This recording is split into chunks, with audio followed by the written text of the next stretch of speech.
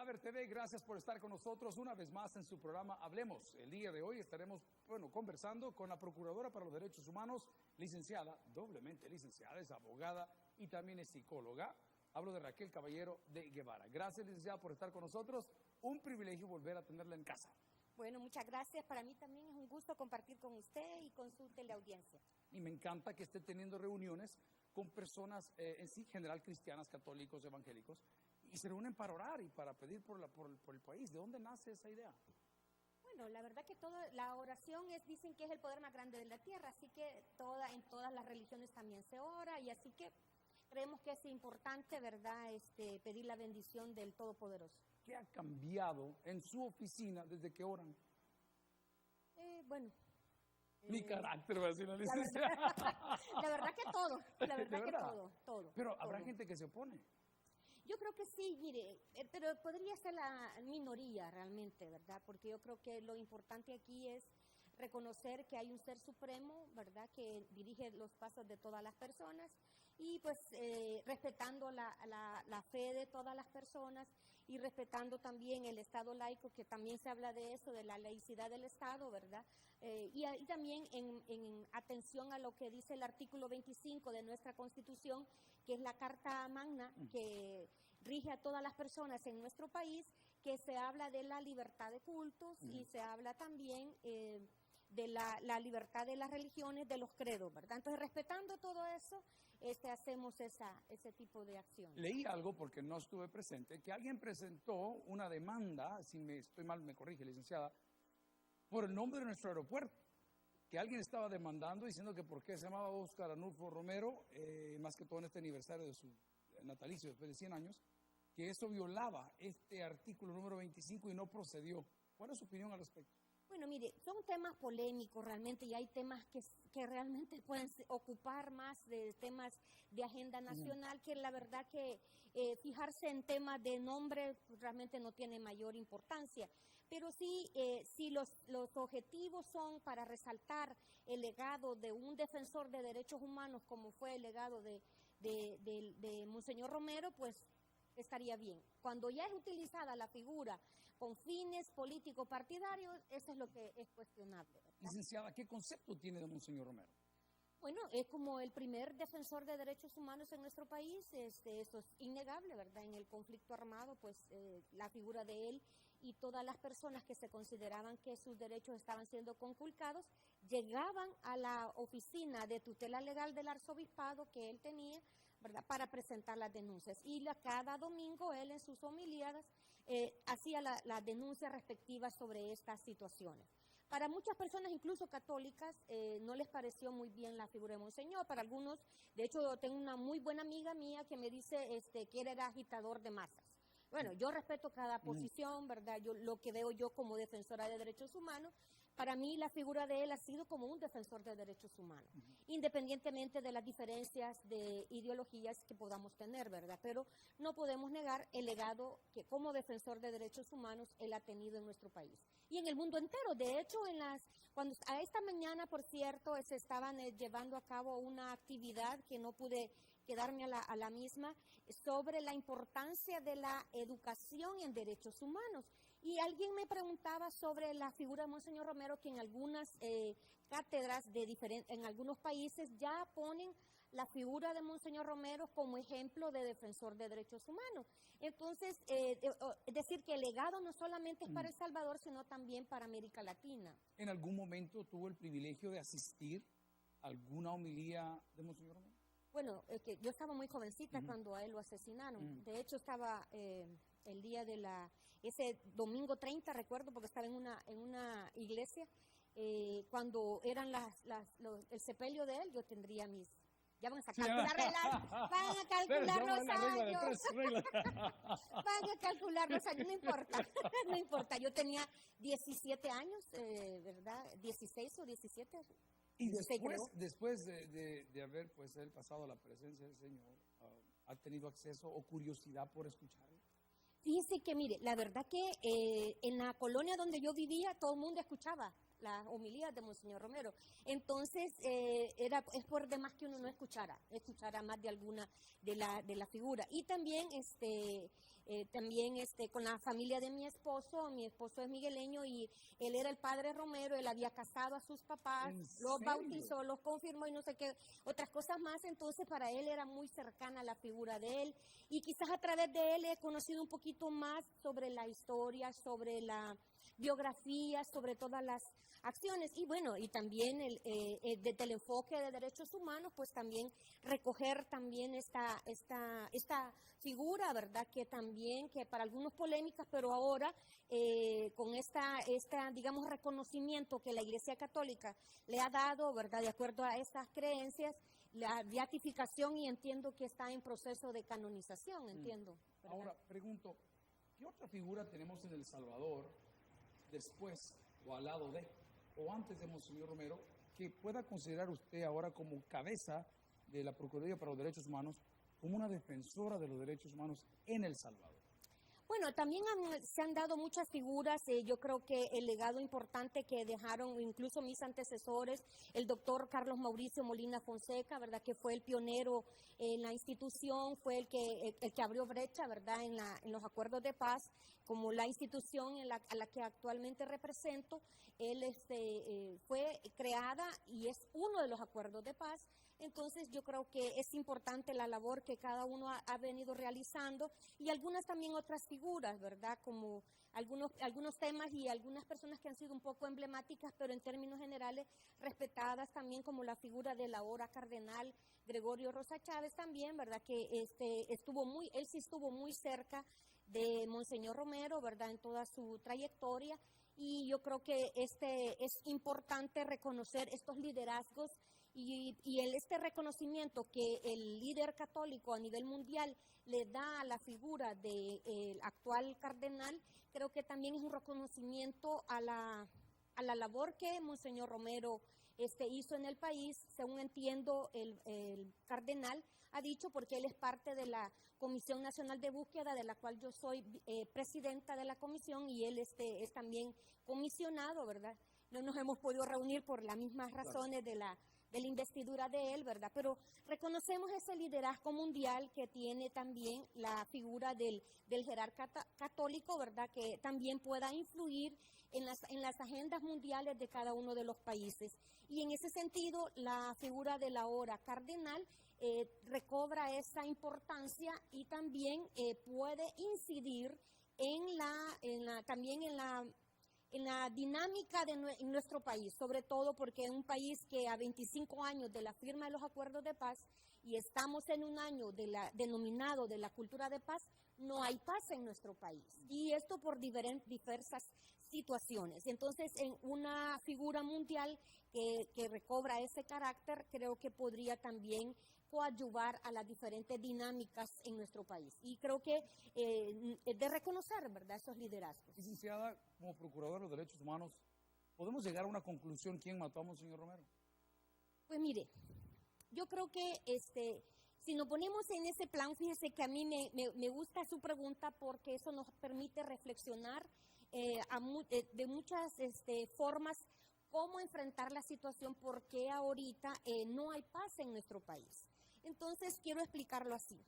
Si decimos en términos generales, podemos descubrir o podemos llegar, yo creo que incluso muchas personas ya han ocupado el lugar del órgano judicial, ¿verdad? Porque han asumido y han juzgado y sentenciado, ¿verdad? Sí. Sin llevarse a cabo, y ese es el peligro a veces cuando mediáticamente se abordan estos temas.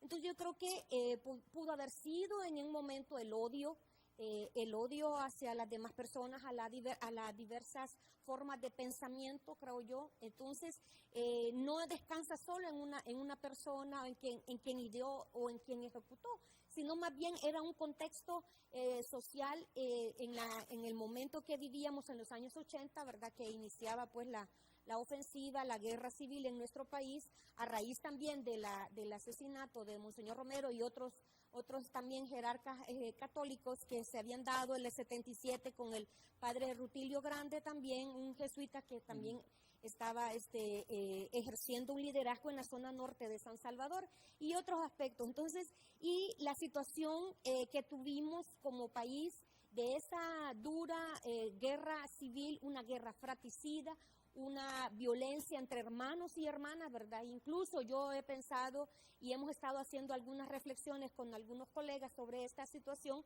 una guerra que nos fue impuesta también desde afuera, factores externos, países externos, estamos hablando de las dos grandes potencias, unos a favor, otros en contra, y también el tema de quién financió la guerra también. Entonces, cuando nos hacemos un análisis mucho más amplio, llegamos a, no puede ser un análisis simplista y decir una persona o algo, sino más bien yo haría una reflexión mucho más grande y obviamente esta situación nos lleva a pensar qué es lo que le corresponde actualmente al país. Después de 25 años de la firma de la paz, de los acuerdos de paz, no tenemos paz y tenemos casos inconclusos de la situación que se dio en el conflicto armado. Creo que es importante que se reflexione sobre esto y veamos las causas del conflicto y de esa forma llegar a la solución del mismo. Es decir, no a acusaciones o confrontaciones de diferentes posiciones, sino más bien hacer un análisis mucho más amplio y ver de qué manera podemos tener una convivencia pacífica y si podemos aspirar a realmente a propiciar a una verdadera reconciliación nacional. Esa es una de las series de reflexiones que hemos estado haciendo con algún grupo de colegas precisamente para procurar una justicia restaurativa para las víctimas. Entonces, la pregunta concreta que usted me dice, ¿se puede llegar a saber? A lo mejor sí. A lo mejor sí. ¿Será lo que más le conviene al país? Creo que uno de los principios que en materia de derechos humanos tenemos es la verdad. Y la verdad es no solamente conocer qué es lo que pasó, por qué pasó y ahora qué resultado o qué medida de reparación o cuál va a ser digamos, otro de los principios que es no solamente verdad, sino también justicia, reparación y sobre todo garantía de no repetición. Yo creo que hemos estado en un proceso de guerra fratricida en la que nos hemos, se dio asesinato de tantas personas, más de 70,000 muertos en el conflicto armado de diferentes bandos, y aquí hablando de las víctimas todas y todos, ¿verdad?, de ambos bandos, si se puede llamar así. Y entonces, ¿qué situación tenemos actual? La situación que tenemos actual es que las causas que ocasionaron el conflicto armado en El Salvador persisten. Hay temas que estuvieron ausentes en Chapultepec. Entonces, por eso yo he dicho que es importante volver al pasado, pero de cara al futuro. ¿Qué quiere decir esto? Que es necesario resarcir a las víctimas del conflicto armado, pero también es importante propiciar espacios para una convivencia pacífica y sobre todo para lograr una verdadera reconciliación nacional. No podemos resolver los problemas que tenemos actual si no resolvemos esta situación que quedó pendiente atrás hace 25 años.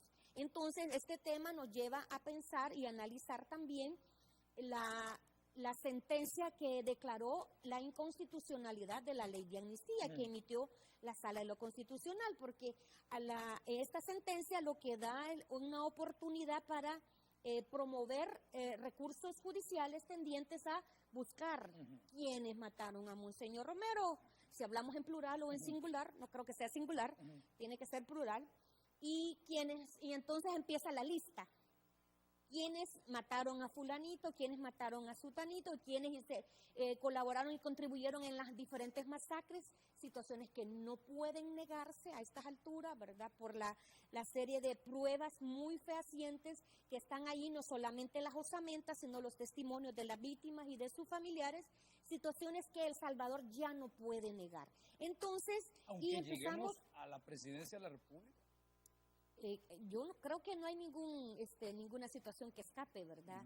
Y ningún rango tampoco. Yo creo que es importante, por eso hablo de esto de la justicia restaurativa, porque lo que pretende la justicia restaurativa es realmente dar una respuesta a las víctimas del pasado, todas las víctimas. Y entonces a mí me preguntan, pero mire, ¿y quién mató a Borgonovo? ¿Quién mató a Rodríguez Ford? ¿Quién mató? Y empezamos, y allí volvemos al tema de la confrontación. Por eso la importancia de hacer un análisis mucho más amplio. Es importante, y yo he tenido reunión con las organizaciones de la sociedad civil pro memoria histórica, y precisamente buscando esa justicia, buscando en la que se reconozcan los hechos, que se juzguen los hechos y que se repare a las víctimas, a sus familiares, y sobre todo que existan espacios para garantizar la no repetición. Ese término me gustó mucho. Alguien dijo, no es un pensamiento mío, una palabra una vez dicha puede ser perdonada pero no olvidada. Y eso es grave. ¿Será la manera de resarcir ese daño las finanzas? ¿Cómo se piensa hacer eso? Sí, que lo que pasa es que cuando hablamos del daño moral, la Constitución habla acerca del daño moral, ¿verdad? Cuando usted tiene un accidente de tránsito y le hacen un golpe a su vehículo, usted lleva a un perito y dicen, bueno, este golpe cuesta $600, $300, lo que sea. Pero cuando es un daño a su familia, la pérdida de un ser querido, ¿cómo puede usted decir que va a valer $300, $600? Bueno, en los juzgados llegó algún momento que decía sí, ¿verdad? Y suena grosero, pero decía, no, decía, tu muerto vale $4,000, arreglen ahí. ¡Wow! Qué tremendo. Como escuché otros que tenían hasta tarifario afuera de sus es decir, no puede tratarse de esa forma. Cuando se trata del daño moral, como es algo no tangible, ¿verdad? Entonces se tiene que valorar la atención psicológica a las víctimas, o sea, una serie de situaciones de resarcimiento. Y bueno, yo estoy en un proceso ahorita, justamente estamos trabajando en un equipo de mi institución y también con unos amigos juristas notables de nuestro país, precisamente para el abordaje de esta situación y proponer al Estado y a la ciudadanía en general un nuevo acuerdo de paz en el que descanse, obviamente, en la justicia restaurativa a favor de las víctimas, y yo quiero abanderar a las víctimas, todas las víctimas, pero también lo más importante es la justicia, la reparación y las garantías de no repetición. Entonces, y de esa forma propiciar estos diálogos, consensos, propiciar un nuevo acuerdo de paz, propiciar entonces esta convivencia pacífica, y si logramos también aspirar a una verdadera reconciliación nacional, como ha sucedido en Chile, como ha sucedido en Argentina, en Sudáfrica, en Ruanda, en diferentes países que han tenido. ¿Qué les dio el éxito a ellos? ¿Qué fue lo que marcó la diferencia, que ellos sí pudieron y nosotros estamos quizá a la mitad del camino? Sí, bueno, lo que pasa es que muchas personas consideran que el tiempo que ha transcurrido, pero lo que sucedió, por ejemplo, en España hace 80 años, hasta ahora se están empezando a mover casos y llevar a la justicia. Es decir, cuando en un momento determinado, y el tema aquí también de delegar o más bien de traspasar de una generación a otra las situaciones que se han venido dando. Bueno, y contamos también con la historia en Chile, en Argentina. El tema es de vencer el miedo, porque aquí no todo está escrito, de vencer el miedo, el decir la verdad, pero deben haber suficientes situaciones, mecanismos legales, también situaciones por eso hablaba de un nuevo acuerdo de paz, es decir, poner un fin ya a esas confrontaciones, poner un fin a esas ya situaciones de controversia entre hermanos, ¿verdad? Diferentes situaciones, que no entrampamientos en las diferentes instituciones, en la Asamblea Legislativa, temas como de las pensiones, porque todo se politiza y todo se lleva en un bando y otro. Y yo creo que es importante superar esas situaciones, esos intereses políticos partidarios, y el llamado que nosotros hemos hecho así muy firmemente, un llamado a la clase política a deponer esos intereses políticos partidarios y a resolver los verdaderos problemas que tiene la ciudadanía, que las propuestas que ellos tengan para la siguiente contienda electoral que vamos a tener en marzo próximo, Que ya comenzó. Que ya comenzó, pero que sean tendientes a resolver los problemas, a resolver los problemas que tiene la población. La población no le interesan los ancestros ni tampoco las intimidades de uno u otra persona. Lo que necesita la población son propuestas concretas para resolver sus problemas. No le interesan si uno u otro desacredita o descalifica al otro. Lo que quieren las personas es una posición, una propuesta concreta para resolver los problemas que tiene la población. ¿Está de acuerdo la procuradora con esa decisión entonces de la sala? De levantar, voy a decir de esa forma, ese término, de abrir esos capítulos que estaban olvidados y o cerrados en el tema de la amnistía. Yo creo que, mire, porque eso está muy bueno que usted mencione eso, porque esto me permite decirle qué es lo que yo he hablado al respecto. Es que las heridas no están cerradas, por eso es momento de ayudar a cerrar heridas, a cerrar ciclos de duelo. Personas que han estado llorando a sus familiares por 37 años. Yo me encontré a una persona en diciembre pasado en el Parque Cuscatlán, andaban con una fotografía, 37 años de andar buscando al hermano. Wow. Son dramas humanos, ese es el tema. Entonces no es cuestión de que está algo olvidado por allí debajo de la gaveta, no, son situaciones reales que la gente está demandando, pues, ¿verdad? Entonces la importancia de cerrar esos ciclos de duelo, decir ya no más, ya no más. Entonces, por eso la importancia en este caso de resolver esta situación. Por eso hablamos de la reparación y esto descansa en la verdad, qué es lo que ha sucedido, que la justicia para todos y sobre todo la reparación a las víctimas, a todas las víctimas. Y cuando hablamos de reparación, no estamos hablando de algo pecuniario solamente. Claro, algunas viudas, algunos huérfanos que quedaron, es decir, el tema del resarcimiento, pero ya pasaron casi 3 décadas en algunos casos, como en el Mozote, por ejemplo, que en diciembre pasado conmemoramos una cantidad de años que se ha suscitado esta masacre, ¿verdad? Entonces, del año 81, 37 años, 35, más de 35 años, entonces vemos que la situación todavía sigue latente para muchas de los familiares. ¿Y qué es lo que me estaban diciendo recientemente en algunas organizaciones de memoria histórica? Quieren ver casos ejemplarizantes, condenas judiciales. Entonces, esta situación se va a volver, se va a descontrolar si no se toman medidas y acciones concretas. Yo creo que aquí, por ejemplo, hay casos, en los casos de la niñez desaparecida. Yo estuve también el 29 de marzo en Mianguera y me di cuenta tuve el acercamiento de muchas familias y algunos jóvenes o algunos ya más de 40 años que se reencontraron con sus familias, pero estaba una madre con su hermana esperando encontrar a Ana Julia y Carmelina Mejía Ramírez, que de hecho el centro escolar así se denomina, 2 niñas que desaparecieron en el contexto de la masacre del Mozote, y la última vez que las vieron estaban vivas en compañía de soldados.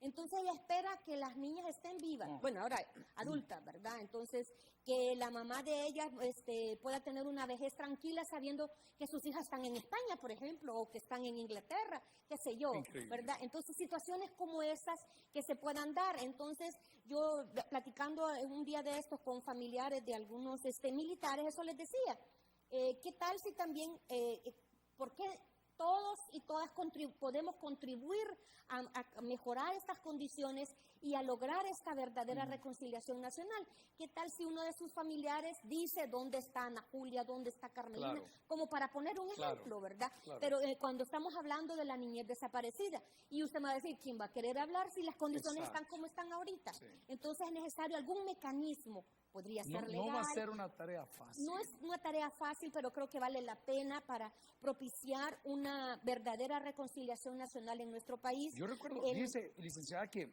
un docente mío, Roberto Cañas, él participó por mucho tiempo, formó parte del FMLN, era uno de mis docentes favoritos en la universidad, nos decía, señores, hacen falta unos segundos acuerdos de paz social. Claro. Hay que reescribirlo. Vamos a hacer una pausa. Amigos y hermanos, estamos platicando con la licenciada Raquel Caballero de Guevara, y aquí está su esposo con nosotros.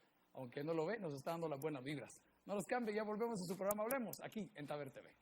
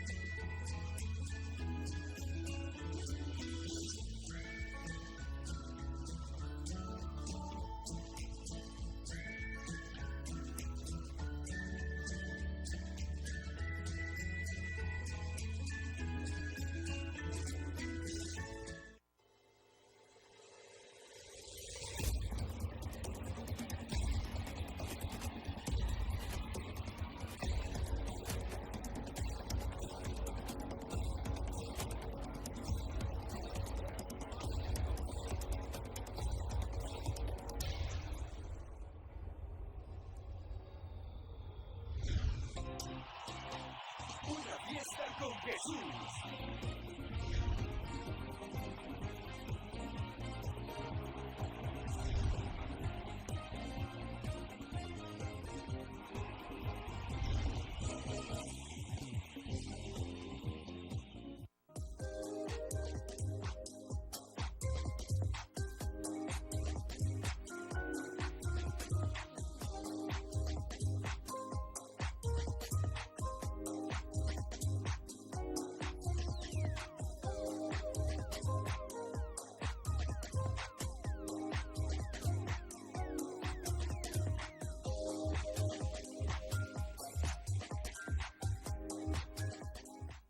Amigos de Taber TV, estamos conversando referente a derechos humanos. ¿Alguna vez se ha preguntado dónde comienzan sus derechos o dónde terminan sus deberes? No lo sé.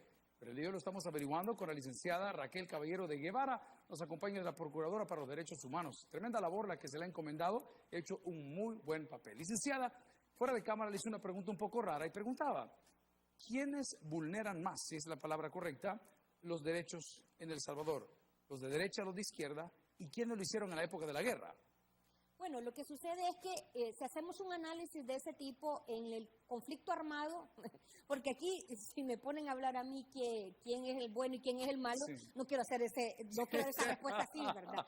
Yo creo que aquí lo que yo pretendo es contribuir a propiciar espacios de diálogo, de consenso y sobre todo quiero propiciar un nuevo acuerdo de paz en este país. ¿Sabe qué? Tristemente me di cuenta que la misión de don Benito Andión fue abortada. Él venía para propiciar un diálogo, propiciar un nuevo acuerdo de paz. ¿Quién lo bloqueó? Bueno, yo creo que las mismas circunstancias, no conozco muy bien los detalles, pero le comento aquí sí, entre nos y que nadie más sepa. Yo creo que sí lo ha oído. Y bueno, entonces lo que quiero decir es que es buen momento para que nosotros como salvadoreños logremos esos diálogos, esos consensos para resolver los problemas que tenemos. Creo que todas y todos podemos contribuir a cambiar nuestra historia. Yo es lo que he dicho, es que escribamos una nueva historia.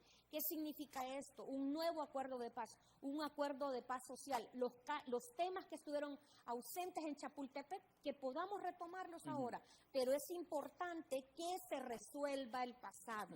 ¿Y qué quiere decir esto? No queremos abrir heridas, las heridas están abiertas y debemos estar claros en esto. Lo que yo quiero es contribuir a cerrar esas heridas, quiero contribuir a cerrar los ciclos de duelo. Y por eso la importancia acá de saber no quiénes son los buenos y quiénes son los bandidos. No quiero entrar en ese tipo de situaciones. Lo que quiero yo es más bien alertar y también hacer un análisis y también hacer conciencia a cada uno de las personas que nos escuchan, sus televidentes, ¿verdad? También que puedan tomar conciencia y decir qué vamos a hacer cada uno de nosotros, desde la persona, desde un jornalero hasta cada funcionario de todas las instituciones de nuestro país. Somos responsables de cambiar nuestra historia. Por eso yo hablaba de esta situación, que todos asumamos un compromiso de país a cambiar la situación como la tenemos. Y ahorita la clase política, y bueno, desde nuestra Constitución, realmente estamos a través de la participación representativa que damos en la Asamblea Legislativa, la misma forma de gobierno. No voy a dar una clase de teoría del Estado, pero la misma forma de gobierno. La misma forma de gobierno que tenemos como una democracia representativa en la Asamblea Legislativa, que realmente sea eso, una democracia que podamos hablar tranquilamente y resolver los problemas que como país tenemos, no que la clase política se venga fortaleciendo de sus propios intereses, sino más bien dar la pauta para resolver los problemas que tienen. Las personas dicen, si yo no tengo comida en los platos, ¿de qué me sirve a mí saber los antecedentes, los ancestros de X o Y partido político o de X o Y funcionario? Lo importante aquí es resolver y contribuir entre todas y todos a resolver los problemas que tenemos como nación. Debo de preguntar. Estoy viendo comerciales y se lo dije a una persona que es funcionaria del actual gobierno, mujer. Y le dije, miren, ustedes están cambiando niños por ladrillos, le dije. Entonces se me quedó viendo con esa cara que tiene derecho a hacerlo. Me dijo, ¿qué quiere decir? Fácil. Ustedes quieren despenalizar el aborto para que aquellos que lo apoyen les construyan todo lo que ustedes quieren. ¿Usted es pro o no pro aborto? Bueno, fíjese que con respecto a esto, yo soy defensora de derechos humanos y el primer derecho humano que defiendo es el derecho a la vida de la madre y a la vida de la persona no nacida. Yo creo que es importante que en nuestro país, en ese orden, bueno, estamos hablando de dos personas, ¿verdad? De las dos personas, derecho a la vida de las dos personas, porque no podemos decir que, cuando ya está implantado en el seno materno el cigoto, ¿verdad? Está ya asentado en el seno materno, ya es vida. No podemos decir que es parte del cuerpo de la mujer, sino que es vida realmente, es otra persona. Entonces, en ese sentido, el Estado debe doblar esfuerzos para dotar de mayores recursos al Ministerio de Salud, que por hoy es la cartera del Estado que tiende al tema de la salud, del derecho a la salud de todas las personas. Creo que es importante dotar de recursos al Ministerio de Salud para darle la posibilidad a la madre de tener un diagnóstico y una alerta temprana y una atención integral a la mujer embarazada, como hemos dicho en muchas ocasiones. La atención integral a la mujer embarazada, y eso le da oportunidad también a la persona no nacida a tener derecho a vivir también. ¿Quién le representa, licenciada? ¿Quién representa al no nacido? Ese al no nato. Y de hecho, ¿quién dice? Fíjese que cuando hablamos de los derechos humanos también existe el derecho a nacer.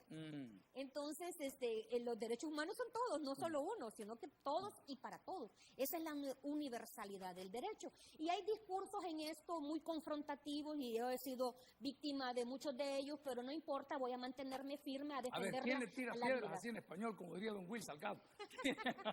¿Quién la ha agarrado con la licenciada? La industria del aborto, porque esto es una industria, esto es un negocio internacional, ¿verdad? Que venden estos aparatos y estos equipos. Y bueno, los discursos es cuando una niña, por ejemplo, el caso que tenemos, una niña violada, una niña con discapacidad intelectual es violada y va a luz a los 10 años. Es una situación cruel. Todos piensan por qué no se abortó y por qué nadie piensa por qué no se da una localización al asesino de esta criatura, porque prácticamente es un asesinato en grado de tentativa cuando atenta contra una criatura de corta edad. ¿Por qué no se habla de dar una mayor penalización o el tema de la prevención de estos delitos, o por qué no ataques a los delincuentes que agreden a las niñas y no pensar en asesinar a otra persona? Es que a mí me parece inconcebible que la solución sea asesinar a una criatura que no ha nacido, a una persona humana que tiene derecho a nacer, a mí me parece inconcebible que la solución sea el resolverlo con el asesinar a otra persona y que ese asesinato sea legalizado para que no sea penado. A mí realmente me parece inconcebible. Yo creo que debe ser una solución completa, una solución integral, y por eso yo he abogado por la atención integral de la mujer embarazada. ¿Ese será su legado si Dios nos da vida y sale de este cargo público? El legado en ese tema, ¿cómo quiere ser recordada en este tema de la despenalización del aborto en El Salvador? Yo creo que como defensora de la vida, y ¿sabe qué? Es que nuestro país es defensor de la vida. Fíjese que estábamos hablando acerca de esto, un 90% de la población es pro vida. Y quizá ni siquiera el 10% creo yo que sea. Entonces son grupos minoritarios que hay agendas internacionales que se lucran de este tema. Yep. Entonces aquí, ¿por qué no dotar de más recursos al Ministerio de Salud para tener diagnósticos y de esa forma darle oportunidad a las dos personas a tener vida, a la madre y también a la persona no nacida, ¿verdad? Yo realmente como defensora de la mujer, que he sido por 20 años, más de 20 años como defensora de la mujer y ahora como procuradora para la defensa de los derechos humanos, también veo la importancia del derecho a la vida de la mujer, de las niñas, y sobre todo que la solución no es asesinar a otra persona, sino ver de todas las aristas de la problemática. Y yo creo que es una situación, ya en Chile se ha logrado esto después de muchos debates, y yo creo que en nuestro país hay una agenda muy fuerte, incluso de organismos internacionales,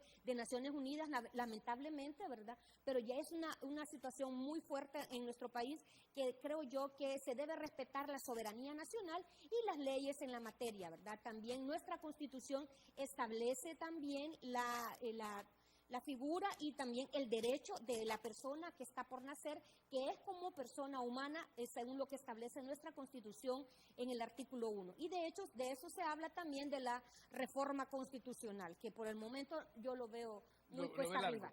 Ahora, castración. Algunas diputadas de derecha en la Asamblea Legislativa han levantado esa bandera y dijeron, señores, vamos a aplicar esto. No, yo creo que, mire, esto es volver a la ley del talión, tampoco el ojo por ojo, diente por diente. Yo creo que eso tampoco. Yo creo que tiene que ser un debate serio respecto a esto y más bien dotar de recursos al Ministerio de Salud para darle atención a la mujer embarazada y en los casos de prevención. Y también leyes más drásticas para los hombres, ¿verdad? A ver cuáles son los antecedentes familiares también, porque en muchos de estos casos también han sido hombres que pudieron haber sido abusados. Y yo creo que en este sentido, creo que la solución no es la solución, el ejercicio de un derecho no supone la violación de otros derechos. Yo creo que en este sentido tiene que haber un análisis serio, y en este sentido yo también sugerí a la Comisión de Legislación y Puntos Constitucionales, cuando fue escuchada mi opinión, que se abra un debate serio con expertos en genética, con expertos médicos, ¿verdad? Y no apasionados, ni tampoco con la industria del aborto. Grupos de exterminio. Bueno, ese es un tema difícil. Lamentablemente todavía existen grupos de exterminio, y nosotros hemos sido también muy firmes en denunciar los hechos de violaciones a derechos humanos por parte de algunos operadores del sistema de seguridad en nuestro país. Yo, como he dicho, y he tenido reuniones de trabajo, diversas reuniones de trabajo, tanto con el director general de la policía y el ministro de Justicia y Seguridad, y ellos me han dicho que en las primeras reuniones del inicio de mi mandato, que estos grupos de exterminio ellos habían hecho, que ya los habían desarticulado. Pero yo tengo casos concretos y he venido firmando resoluciones referente a casos de ejecuciones extralegales que tienen que ver con algunos... Les doy un dato curioso, no sé si lo notó. Sí. Amigos y hermanos, en el periódico el fin de semana tuvimos arriba de 67 muertes. Cuando se le consulta a las autoridades encargadas de seguridad, él osó decir, bueno, la mayoría eran pandilleros, siguen siendo seres humanos. Curiosamente, si estos grupos están erradicados, ¿cómo es que esto sucede? Y dicen es la purga entre ellos mismos, pero las redes sociales nos dicen lo contrario. Existen periódicos amarillistas, otros grupos de exterminio que tienen hasta cuentas de Twitter que no pueden investigar en esta era cibernética, donde se llaman a sí mismos héroes de X color y muestran los pandilleros muertos o acribillados y o otro tipo de personas tal vez que equivocamente se las llevaron de encuentro. Cada día en las redes sociales las podemos encontrar. ¿Qué hace la procuradora por este tipo de temas? ¿Qué más Claro. podemos hacer? Yo creo que, mire, bueno, yo he dicho que en términos generales, y hay un aspecto que no debemos olvidar, que la Constitución establece mandato constitucional a una institución para dar seguridad a la población, lo cual le corresponde a la Policía Nacional Civil. Entonces, hemos dicho que la importancia de trabajar no solamente en la preparación táctica, sino también en la preparación psicológica de los policías, cuando se está en el proceso de formación y durante el ejercicio de su trabajo. La importancia también de fortalecer y trabajar también a favor de la dignificación de la labor policial. Estamos hablando ahí de la nivelación salarial, las prestaciones sociales y todo lo que tiene que ver en torno a esto. Y también hemos dicho que a los buenos policías hay que ayudarlos. A los malos policías hay que seguirles un debido proceso y obviamente la depuración policial es necesaria. Y entonces en esta situación hemos encontrado casos muy concretos que yo he denunciado. Pero eso no quita la responsabilidad constitucional que tiene la policía. Y el trabajo extraordinario que están realizando actualmente el Gabinete de Seguridad, que yo por eso he venido acompañando la implementación de las medidas extraordinarias, las llamadas medidas extraordinarias, por la importancia y sobre todo porque la misma población estaba clamando por seguridad, la misma población estaba clamando la necesidad de tomar control. Y las recomendaciones que yo he hecho es control de los territorios es la clave. Controlar los territorios. Los territorios deben ser controlados por las autoridades que tienen mandato constitucional. Las malas actuaciones policiales nosotros también las hemos denunciado. Eso no quita el mandato que tienen. Por eso la importancia, y esto no es contradictorio tampoco, ¿verdad? La importancia de fortalecer las instituciones. Y ahí, por eso hemos venido trabajando también en un plan, hemos dado una propuesta de un plan de protección a los policías, porque el año pasado, por ejemplo, terminamos el año con 47 policías asesinados. 41 de ellos iban en el momento de descanso, de ir de licencia, ¿verdad? Que iban hacia sus hogares a compartir con su familia. Entonces, la importancia de proteger a los policías, es decir, lo que hemos hablado de cuidar a quienes nos cuidan, porque ese es el mandato constitucional que ellos tienen. Entonces, cuando ellos han actuado de una forma irregular, los malos elementos que nosotros hemos dicho, le hemos dicho al ministro y al director, hay que depurar esos malos elementos, siguiendo el debido proceso, ¿verdad? Siendo un debido proceso, hay que depurarlo. Pero a los buenos policías hay que fortalecer, hay que seguir trabajando en esto y creo que es importante que el Estado y que cada persona tome conciencia de esto. Recientemente, bueno, llegado yo a mi toma de posesión de mi mandato, yo fui a visitar a una comunidad en Caluco, que estaban estas personas que habían sido desplazados, forzados por la delincuencia, ¿verdad?, en Sonsonate.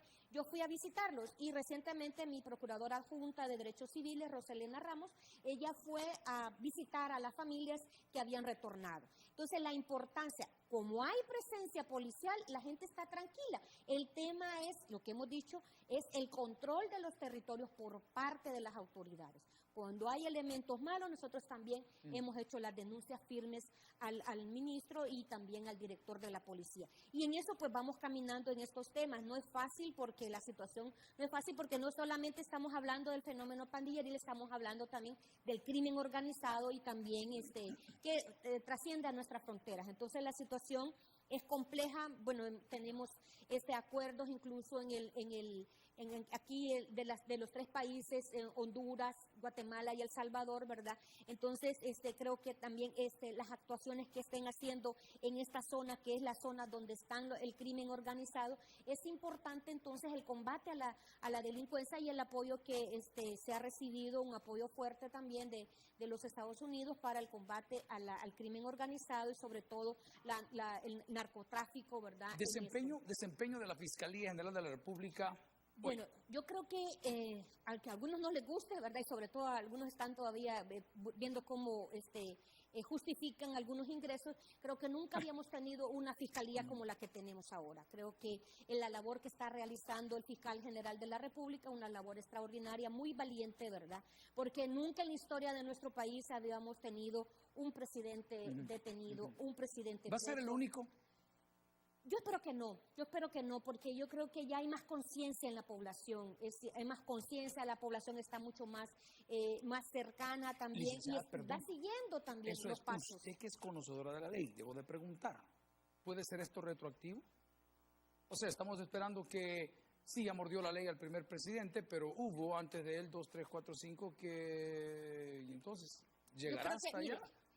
lo que pasa es que aquí lo que se trata como no es una persecución, Una cacería de brujas. no es una persecución a funcionarios, sino que realmente el tema es dar bases firmes, que se puedan dar pasos firmes también para que en nuestro país, que era lo que se alegaba también en el conflicto armado, el tema de la administración de justicia sea realmente acorde a los estándares internacionales y que en nuestro país se combata la impunidad y se combata la corrupción. Yo creo que esto es bueno para nuestro país y también se ve que vamos dando pasos, ¿verdad? También es importante, y no quiero terminar este tema, ¿verdad?, sin mencionar las 16 condiciones que puso no el gobierno de Trump, sino el Congreso de los Estados Unidos para aportar la ayuda a El Salvador.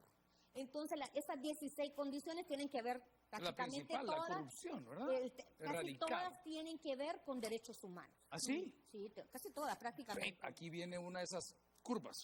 ¿Cómo es su relación con la comunidad LGBT? Bueno, ese es otro tema. Sí, Muy porque bien. habla de las condiciones de derechos humanos y para mí, perdóneme, yo no soy machista. Tengo amigos que tienen un estilo alterno de vida y a mí no me afecta porque es su decisión, ellos darán cuentas a Dios. Pero eso no quiere decir que no predico lo que dice la Biblia. 2, me choqueó ver la Casa Blanca con el arco iris por fuera. A mí, sinceramente, yo soy vieja escuela, quizás no logro entender esto, y muy alegres. Entonces me pregunto, ¿cómo es el tema de la comunidad LGBT acá en El Salvador con la Procuradora de los Derechos Humanos? Bueno, mire, yo le voy a decir que yo creo que en 1993, quiero hacer un poco de remembranza, en 1993 se llevó a cabo una conferencia mundial sobre derechos humanos y en la plataforma de acción de Viena, que así se conoció, en el párrafo 18 establece, ¡Qué bárbara, licenciada! dice que por primera vez, Inciso 2. inciso primero, por primera vez se reconocen los derechos de las mujeres, de las niñas, de las personas con discapacidad, de las personas adultas mayores y de la diversidad sexual. Okay. O sea, estamos hablando desde el 1993. Entonces tenemos un antecedente. Imagínense que por primera vez se reconocen que son parte integrante de los derechos humanos. Y entonces cuando hablamos de la universalidad de los derechos humanos, estamos hablando todos los derechos para todas las personas. Y como usted y yo igual respeto la decisión de cada persona, lo que quiere hacer con su vida, eso no es de mi incumbencia, ¿verdad? Pero yo como defensora de derechos humanos he representado y también he acompañado diferentes esfuerzos, sobre todo porque la comunidad LGTBI en El Salvador ha sido también víctima de masacres. De hecho, yo he firmado el primer informe situacional sobre los crímenes de odio que se ha conocido. He también intercedido por la misma comunidad ante la Fiscalía General de la República y en mi primera reunión oficial con el fiscal general de la República le pedí la investigación de los crímenes de odio en nuestro país. También déjeme decirle que en la Procuraduría funcionan 16 mesas temáticas, de las cuales una de ellas es sobre la comunidad LGTBI. Hay una Procuraduría Adjunta que lleva el tema y en algunos casos, bueno, yo en la primera reunión que convoqué a las mesas para hacer el perfil de la Procuraduría de cara a los 25 años de la firma de los acuerdos de paz, tuve en ese contexto reunión con todas las mesas y a la primera que atendí fue a la mesa de la comunidad LGTBI. El tema en esto es un poco delicado, ¿verdad? Porque muchos de ellos Ellos piden, incluso, ellos no quieren tolerancia, que en términos de derechos humanos se habla de la tolerancia, ellos quieren que les celebren, pero está bien que está bien que se les celebre, pero también que ellos que toleren las diferencias, ¿verdad? Que las demás personas no se trata de imponer su agenda, si ellos son homosexuales, es su derecho y es su decisión. Los demás son heterosexuales, que dejen a los demás que sean heterosexuales. Es su derecho y es su decisión. Entonces yo creo que esos ataques creo que no abonan en nada a la defensa de los derechos humanos. Yo realmente el llamado que hago a esta comunidad es eso, a la tolerancia, tanto como ellos tienen sus derechos y yo como procuradora voy a defendérselo, ¿verdad? Y he hecho acciones muy concretas en 25 años. Nunca se firmó un informe sobre crímenes de odio en nuestro país. Creo que he dado muestras suficientes sobre este tema.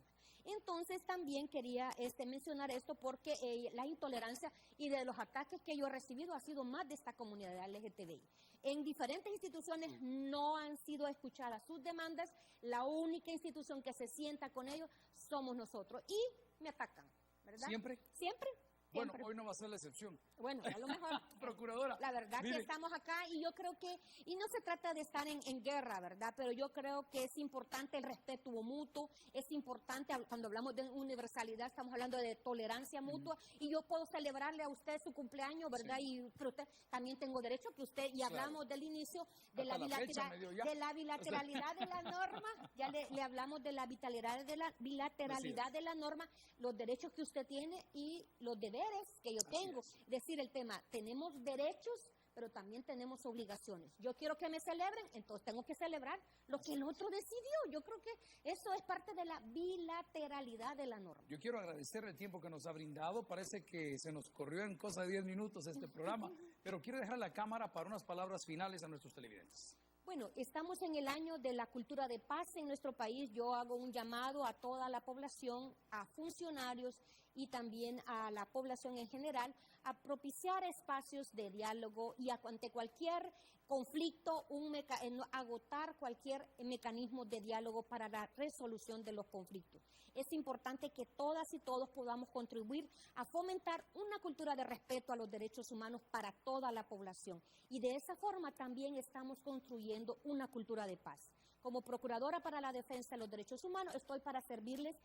Pueden llamarnos al 2520-4300. Estamos para atender cualquier consulta, llamada o denuncia. Con mucho gusto estamos para servirles. Procuradora, muchas gracias. Una vez más, amigos y hermanos, debo de cerrar el programa como siempre lo hacemos, recordando que a cualquier situación Jesús es la solución. Hombre, pruebe a Jesús. Si no le funciona, le devolvemos sus pecados. Muchas gracias y hasta la próxima.